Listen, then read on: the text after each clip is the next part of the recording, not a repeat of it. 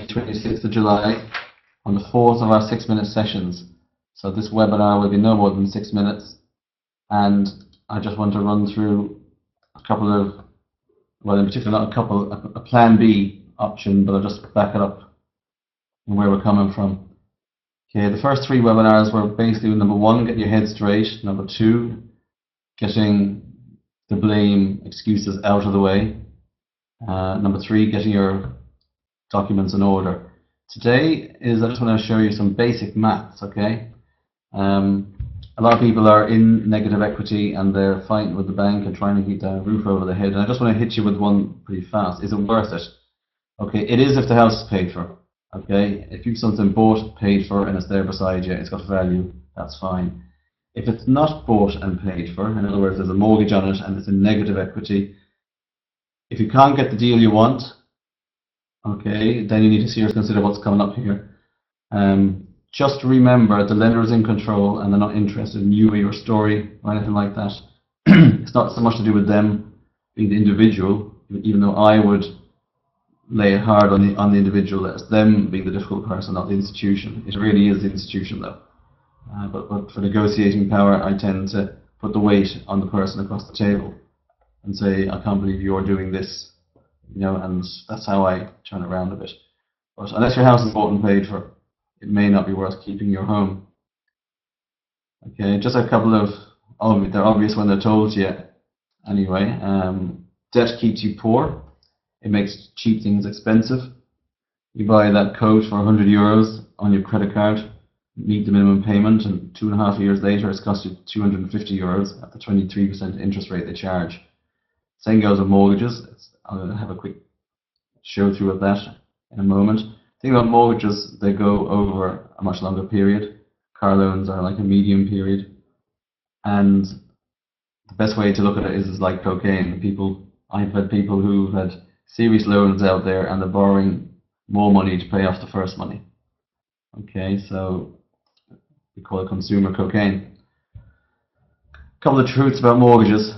The 150,000 house with your 100% mortgage or even 80% mortgage at 4%, which sounds good. People tend to focus in on this figure, the monthly figure. Now that will also exclude life assurance or mortgage protection cover or serious illness cover, insurance for keeping the house. I'm not saying buying a house is a bad idea, but if it's going to cost you more to buy it than what it's worth, you've really got to consider this. The second thing is that this figure here is always before tax. You know, you've got to earn your wages, pay your tax out of it, and the change has got to pay that. So that's $791. You might as well double it these days with all these various taxes. They cost you the guts of €1,500 a month to pay $791. And where's the difference? The difference is POE, PRSI, universal social charge, all the various taxes. I mean, household charge goes on and on. Okay, but this 150,000 mortgage is really costing this much here, $237. So with the house you got for 150, paid off over 25 years, which is typical enough, is really a 58% interest rate. It gets worse. A lot of people in the big cities, even in the countryside, have houses with that level of mortgage on them. Now, it may not all have been to do with the house. It could have been to buy the car, buy the furniture, the foreign holiday, the second house in Spain. But either way, the house is saddled with that mortgage. The interest rate, if the interest rate doesn't go up, okay, that's the monthly figure. Again, double it in the sense of what you've got to earn, pay the tax out of, and this needs to change. But the 500,000 house is going to cost you almost 800,000 by the time the 25 years is up. And that's if interest rates don't go above 4%. And it might be low for a while, but they will go above 4%, unfortunately. Okay, so the truth is, these loans keep you poor. Same with the car. I have people telling me they got a great deal on the car. Went over to one of the main banks, Bank of Ireland, AIB, doesn't matter who it is. I got the loan, it's great. Sometimes you'd be lucky these days to see 9%. But anyway, 5 years later, the car's really cost you 37,000 and is now worth 6. Okay, so debt keeps you poor. Just focus in on that point, and all you need to do is to multiply the monthly repayments times 12 times 25 years or whatever's left on the mortgage to see what the house is really costing you. Okay, you don't need to ask an accountant or anyone like that. Okay, this isn't why we're here today. The solution certainly is operating cash.